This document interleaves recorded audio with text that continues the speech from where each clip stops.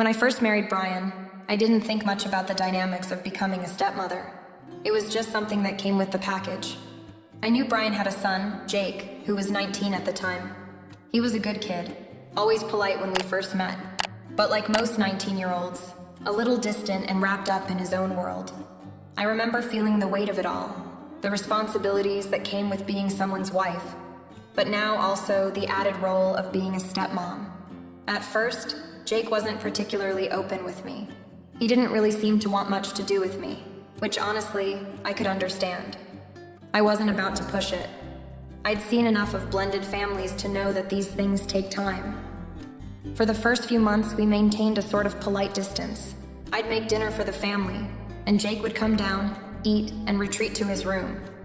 It wasn't anything special, but I was okay with it. It was new, but that was the nature of change. I respected his space and he respected mine. The most interaction I had with Jake was when we'd run into each other in the kitchen, or when I'd ask how his day went. Simple stuff. He didn't seem particularly interested in getting to know me, and I didn't force it. Brian and I were adjusting to married life, figuring things out. And Jake, well, he was still figuring out what it meant for his dad to remarry. Everything felt like it was on autopilot, moving in its natural rhythm. Then, something started shifting after a few months. It wasn't huge at first, just small things, little hints that made me take a second glance. I noticed that Jake began hanging around more. I'd see him lingering around the kitchen when I was cooking or doing the laundry. Nothing big, but enough for me to start wondering what was going on. He'd sit down next to me on the couch after dinner, instead of retreating to his room. At first, I thought maybe he just wanted to be around more, and I welcomed it. I wanted to make sure he felt comfortable in this new family of ours. But then it became more than that. He'd look at me a little too long when he thought I wasn't noticing. The way he'd hang out by the door, waiting for me to look up from whatever I was doing. It was strange. At first I brushed it off as my imagination. Maybe I was just overly sensitive, adjusting to this new normal. But every time I caught his gaze, I felt this subtle shift in the air, a tension that didn't belong in a parent-child relationship. I couldn't place it exactly, but something was off. It was like a cloud hovering above us, only I couldn't see the storm that was brewing beneath the surface. The moments that felt casual, like helping me with the groceries or just chatting about his day, began to feel loaded, as though he was waiting for something. That's when I started feeling the unease, and it wasn't just in the back of my mind anymore.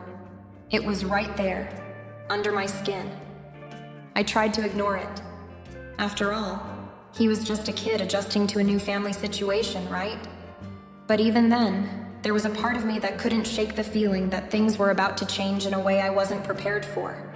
What I didn't know was that these little moments were only the beginning. As the months passed, something began to shift in the house. Jake started seeking me out more often. I noticed it first during those quiet afternoons when Brian would be at work, and it was just Jake and me at home. At first, it was subtle. He'd come into the kitchen while I was preparing dinner, asking if I needed help, even offering to do the dishes after we ate. Little things that seemed so simple, yet they stood out. I appreciated the gesture, and at the time I thought maybe it was just his way of adjusting to the new family dynamics. But then it wasn't just about chores or helping out. He began sharing more about himself, his day at work, his thoughts about college, his friends. It was like he was looking for someone to confide in. And as time went on, I became that person. I didn't mind at first. I was happy that he was willing to open up to me. It felt like progress, like we were forming a connection, a bond. He started asking for my opinion on things that mattered to him, what I thought about his career choices, the relationship with his best friend, even his frustrations with school. I wasn't used to it, but I welcomed it. He was a young man trying to figure out his place in the world, and I figured it was natural for him to reach out for advice. Yet, with each conversation, there was something more beneath the surface. I couldn't ignore it, even though I tried. When Jake looked at me while talking, there was this intensity in his eyes that made me feel exposed. He didn't just ask for my opinion. It was like he was searching for something deeper. Like he wanted my approval in a way that felt a little too personal. I couldn't quite pinpoint it, but it was starting to make me feel uneasy.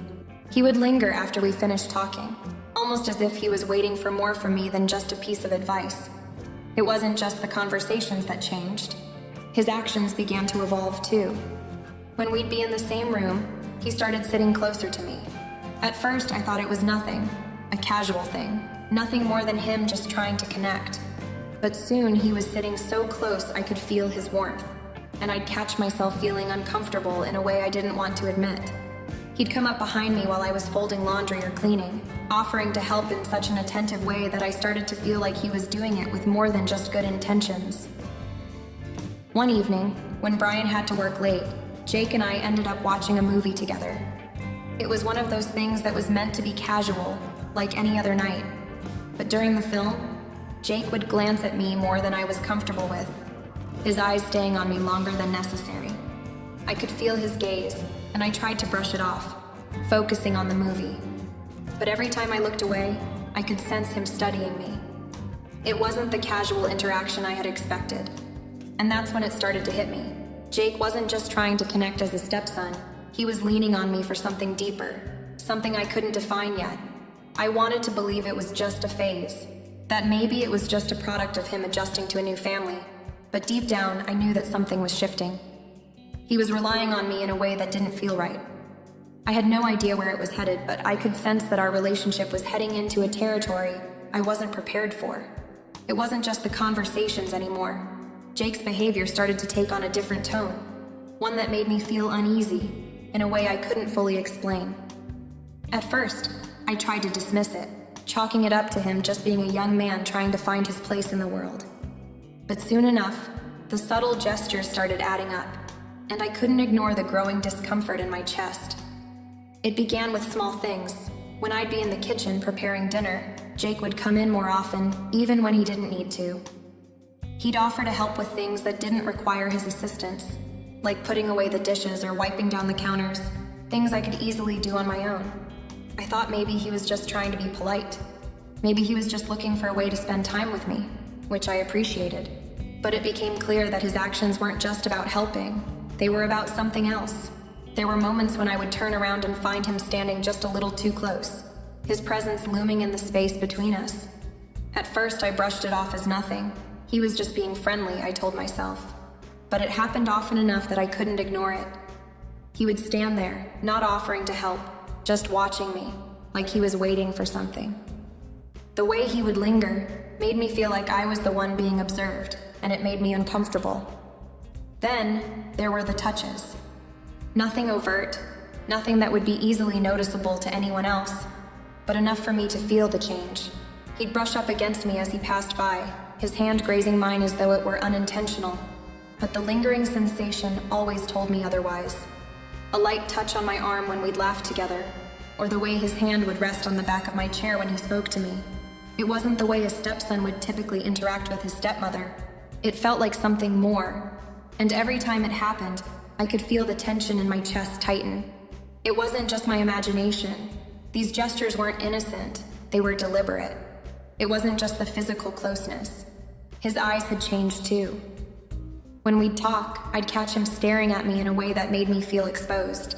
There was a certain intensity in his gaze that didn't belong in a relationship between a stepson and stepmother. I could see it in his eyes, like he was seeing something more in me than just a family member. At first, I convinced myself it was just the way he looked when he was deep in thought, but the more it happened, the more it became impossible to deny. It felt like he was looking through me, studying me in a way that sent a chill down my spine. Even when we weren't speaking, I could feel the weight of his presence in the room. It was like he was always there, just on the edge of my awareness, watching, waiting. He'd show up at odd times, lingering after dinner or sitting too close on the couch when we'd watch a movie. At first, it seemed innocent enough, but the more it happened, the more I started feeling like I was being cornered, like there was a line being crossed that I couldn't quite put into words. It was all so subtle, so quiet, that I questioned myself at first. Maybe I was reading too much into it. Maybe I was just being overly sensitive. But deep down, I knew something was off. I didn't want to believe it, didn't want to confront the reality of it. But Jake's behavior wasn't innocent. It was deliberate, and it was starting to make me feel trapped. It happened on a quiet afternoon, one of those rare moments when the house was still, and the only sounds were the faint hum of the refrigerator and the soft rustling of trees outside the window. Brian had gone to run errands, and Jake and I were alone at home. I'd been cleaning up after lunch, wiping down the counters, putting away the dishes. The sun filtered through the kitchen window, casting a warm glow across the room. I thought it would be like any other day, just another normal afternoon. But Jake walked in, his footsteps softer than usual, and there was something about the way he looked at me that made my heart race. He wasn't smiling, but there was an intensity in his eyes, something I hadn't seen before. For a moment, I froze. There was an unspoken tension in the air, a weight that pressed down on me. I could feel it in the pit of my stomach, a cold knot forming that I couldn't shake. "Emily," he said, his voice unusually steady, but there was an edge to it, something I couldn't place. "We need to talk." I set the dish I was holding down, my hands suddenly trembling. My mind raced, trying to figure out what he could possibly want to talk about. I had an inkling, but I wasn't ready to admit it to myself. Not yet. "What's on your mind, Jake?" I asked, trying to keep my voice steady, though I could feel the weight of the moment settling in my chest. He stepped a little closer, his gaze never leaving mine. "I've been thinking about something for a while now. I need to tell you something I can't keep inside anymore." He paused, his breath shallow, his lips pressed tight together as if he were trying to control the words that were about to leave his mouth. My heart skipped a beat. I knew what was coming. I could feel it in my bones. I've developed feelings for you, Emily," he said, his words hanging in the air like a bomb waiting to explode. "I don't know when it happened, but it's been there for a while. And I can't just pretend like it's not. I know it's wrong, but I can't help how I feel." I stood there, frozen in shock, unable to process the weight of his confession. The world seemed to tilt around me, and for a moment, everything went silent. My mouth went dry, my thoughts scrambled. I wanted to say something, anything, but my mind couldn't catch up with the reality of what was happening. Jake's eyes were wide, vulnerable, almost pleading. He took a step closer, his voice quieter now, almost like he was afraid of my reaction. "I didn't want to hurt you. I didn't want to make things complicated, but I can't keep this inside anymore." I could feel my heart pounding in my chest. Every instinct inside me screamed to pull away, to retreat, to run and hide. But I stood still, paralyzed by the gravity of his words. Finally, I found my voice, shaky but firm. "Jake, no.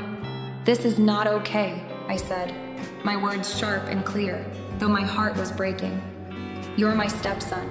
This is not something we can be. This cannot happen." He stepped back, his face clouded with confusion and hurt.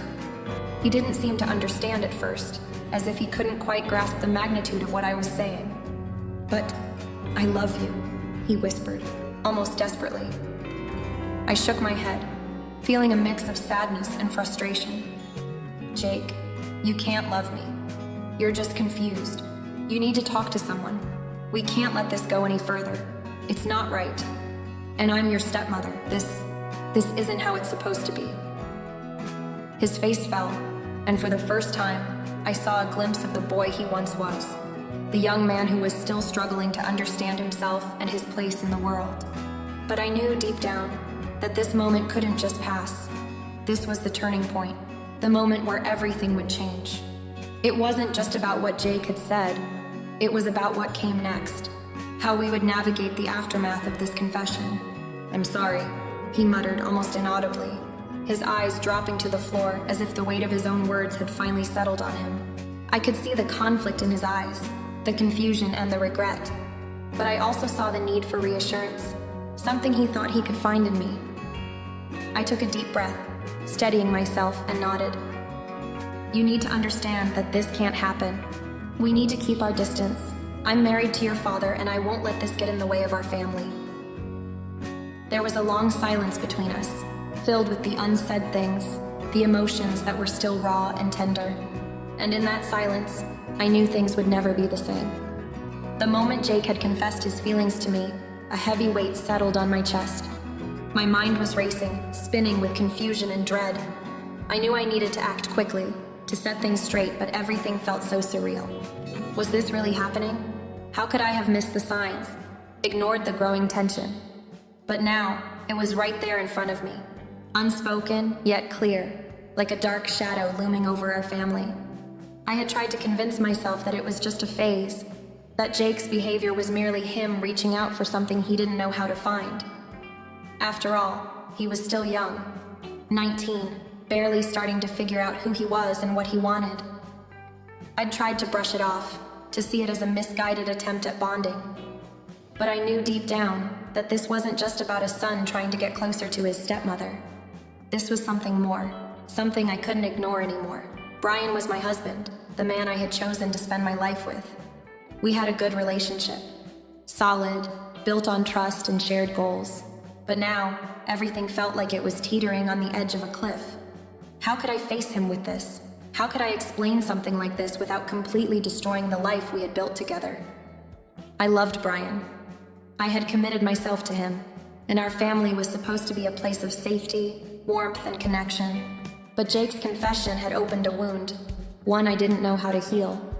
I could feel the strain in my chest every time I thought about how this situation would affect Brian. He trusted me, and I trusted him. But how could I go to him with this? How could I tell him that our son, his son, had feelings for me? That it had become more than innocent gestures? That it had crossed into something dark and dangerous? The thought of breaking his heart made me physically sick. At the same time, I felt a sense of guilt that weighed me down. Had I somehow encouraged Jake?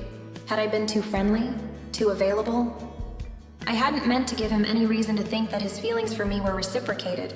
But the more I thought about it, the more I realized how much I had overlooked.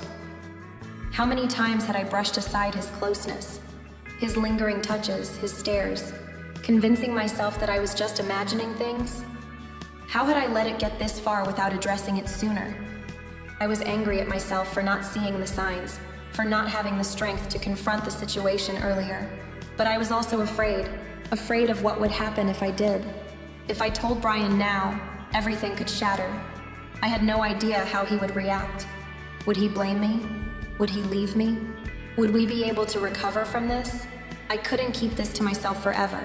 But at the same time, part of me wanted to ignore it, to pretend like it had never happened, to hope that Jake would simply move on, and this would all go away.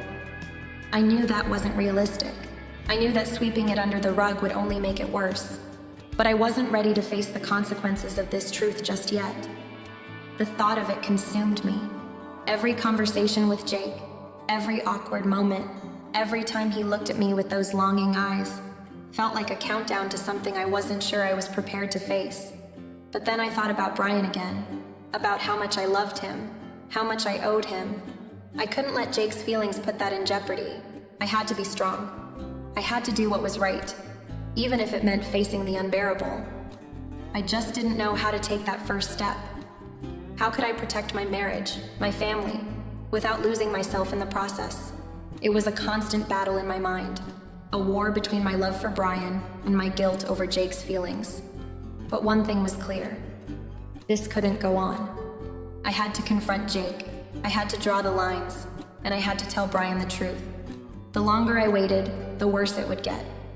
But even knowing that, I wasn't sure if I was strong enough to face the storm that was about to break over our lives. A few days had passed since that intense conversation with Jake, and to be honest, I had no idea what to expect next. The tension between us was palpable, thick enough that I could feel it in every room of the house. Jake had been quiet, almost too quiet, but I wasn't sure if that was a relief or just adding to the uncertainty. Every time he was near, I could feel my heart race, unsure if he was going to say something else, make things worse. Then one afternoon, Jake knocked on my bedroom door. His expression was somber, his shoulders slumped as though the weight of the world was on him. I didn't know what to expect from him this time, but when I opened the door, I could tell something was different. His eyes weren't filled with that intensity that had unsettled me before, but there was a sadness there that caught me off guard. I need to talk to you, Jake said, his voice low and hesitant. It was the first time he'd sought me out since that day, and I wasn't sure whether to be relieved or worried. I motioned for him to come in, and we stood there for a moment, both unsure of what to say. Finally, Jake broke the silence. "I'm sorry," he said, his voice shaky. "I never should have said what I did. I didn't mean to make you uncomfortable. I don't know what came over me." He took a deep breath, his gaze shifting down to the floor as if the weight of his own actions was too much for him to bear. "I thought I could handle it, thought I could keep my feelings in check, but I can't, and I'm sorry. I never wanted to hurt you. I never wanted to make things awkward." I stood there, stunned by his apology. Part of me was relieved to hear him admit that he recognized his actions were wrong, that he understood the discomfort and confusion it had caused. But another part of me, the part that had been holding my breath ever since this started, wasn't sure how to respond. Could I believe him? Was he truly sorry? Or was this just another attempt to smooth things over, to cover up what had already been said? Jake looked at me again, his face open and vulnerable. "I know I messed up," he continued. I'll keep my distance. I don't want to make things worse. I'll do whatever it takes to fix this." It felt like a sigh of relief in some ways. I appreciated the apology, and I could see the genuine remorse in his eyes. But deep down, I wasn't sure how I felt. Part of me wanted to believe him, wanted to believe that things would go back to normal, that we could move past this and return to the boundaries we had before. But the other part of me, the part that had seen the way he had behaved, wasn't so sure it could ever go back. There was too much between us now, too much unsaid, too much lingering in the air.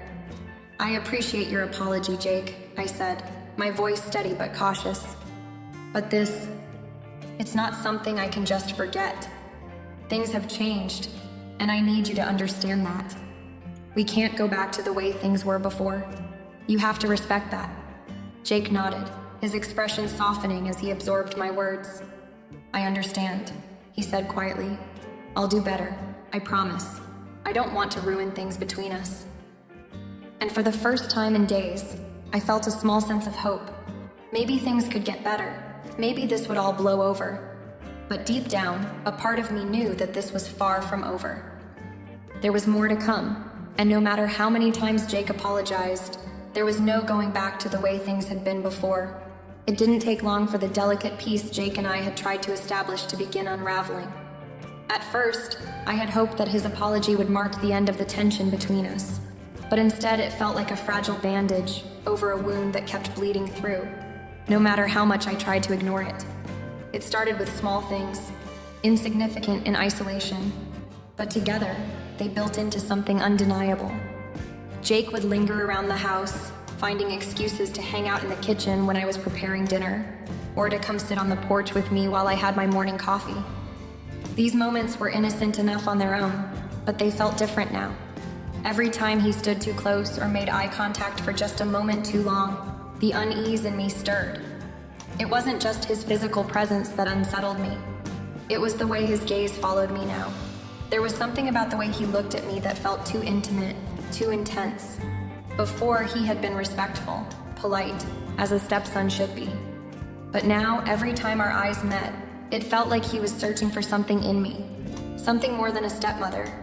It was the way he would stand behind me, just a little too close, his hand brushing against my arm as if it was an accident. But I knew it wasn't.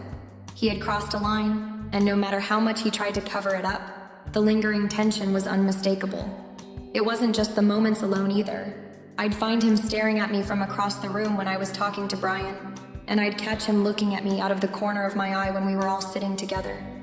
I began to feel trapped, like I couldn't escape the situation no matter where I went. Even when Brian wasn't around, the feeling of Jake's eyes on me haunted me, like a constant shadow. I tried to avoid being alone with him as much as possible, but there was only so much I could do. Jake knew I didn't want to be around him in private spaces, and yet, he'd still find reasons to linger, offering to help with things around the house, making excuses to come into the room when I was working.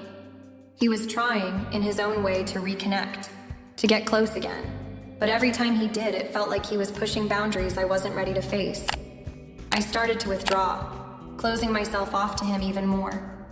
I'd retreat into the bedroom, pretend I was busy with something, anything to avoid having to engage with him.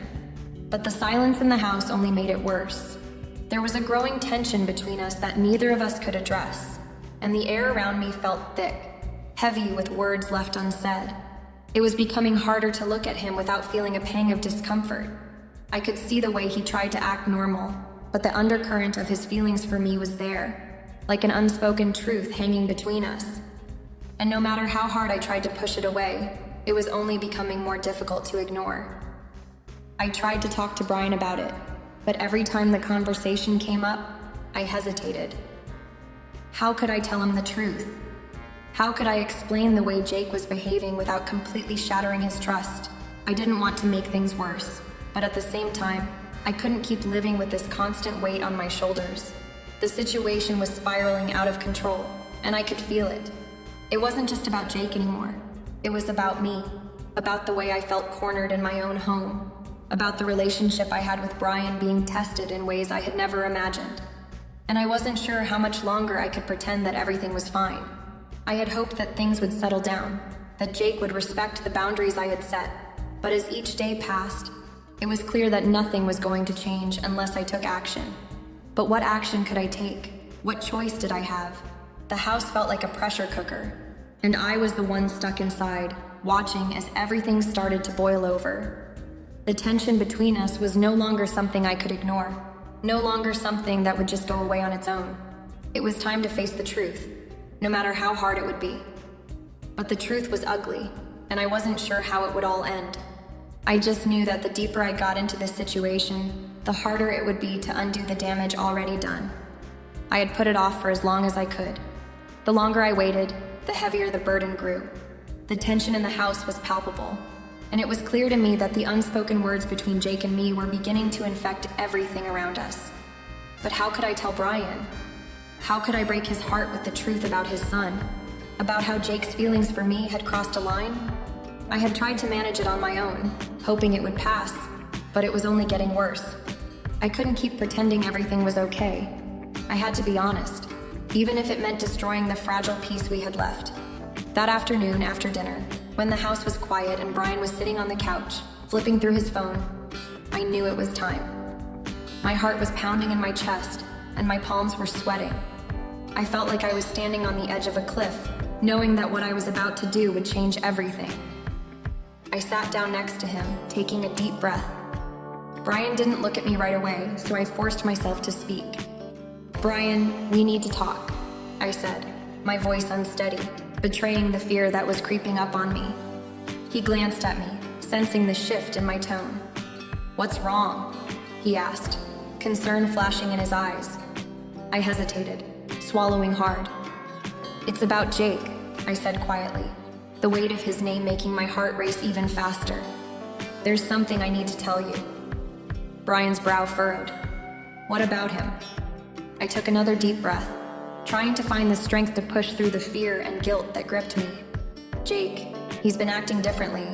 He's been coming on to me in ways that make me uncomfortable. At first, I thought it was just him being affectionate, or maybe just needing someone to talk to. But it's gone beyond that. He's confessed feelings for me, Brian." The words felt like they were choking me, and I had to force myself to keep talking. "He says he's sorry, that he didn't mean to make me uncomfortable, but the truth is, he's been crossing boundaries and I don't know how to handle it anymore." Brian's face froze. For a moment there was silence, an unbearable silence where the weight of what I had said hung between us. He didn't say anything at first, his expression unreadable. I could feel the blood drain from my face, and my hands started trembling. I was terrified of his reaction, terrified that he would believe I had done something to provoke this, or worse, blame me for it. Finally, Brian spoke, his voice low and strained. "Are you sure? I mean, this is Jake we're talking about. My son. How could he—" "I'm sure, Brian," I interrupted gently, not wanting to hear the denial that was coming. "I've seen it. I've felt it. I've tried to manage it, to handle it on my own, but it's become impossible to ignore." Brian's face paled, and I could see the pain in his eyes. He was processing what I had said, trying to make sense of it. I couldn't blame him for being in shock. This was his son, the child he had raised, the person he had trusted, and now everything was crumbling around him. "I don't know what to say," Brian finally muttered, his voice breaking. It's unbelievable. He ran a hand through his hair, standing up and pacing the room. I just don't know how to handle this. I felt like I was watching everything I had built with Brian fall apart before my eyes. I had never imagined it would come to this, to a point where I would have to choose between my marriage and my stepson, between the man I loved and the terrible truth that had been festering in the background. I never wanted this, Brian, I said softly, my voice cracking as the tears threatened to fall. I never wanted to hurt you. But I can't pretend anymore. I can't keep living like this. It's eating me up inside. Brian stopped pacing and looked at me, his face a mixture of disbelief and hurt. I could see that the truth was sinking in, that the reality of what I had just told him was far more complicated than either of us had imagined. I don't know what to do, Brian said quietly. I need time to think about this. I need to talk to Jake. I don't know how he could have let this happen. I nodded, feeling the weight of the situation pressing down on me. The moment I had feared had arrived, and now there was no turning back. The road ahead was uncertain, and I wasn't sure if our marriage or our family could survive this. But one thing was clear. I couldn't keep living with this secret anymore. I had finally told Brian the truth, and now we had to face the consequences together. Whatever happened next, I knew it was only the beginning of a storm that would change everything.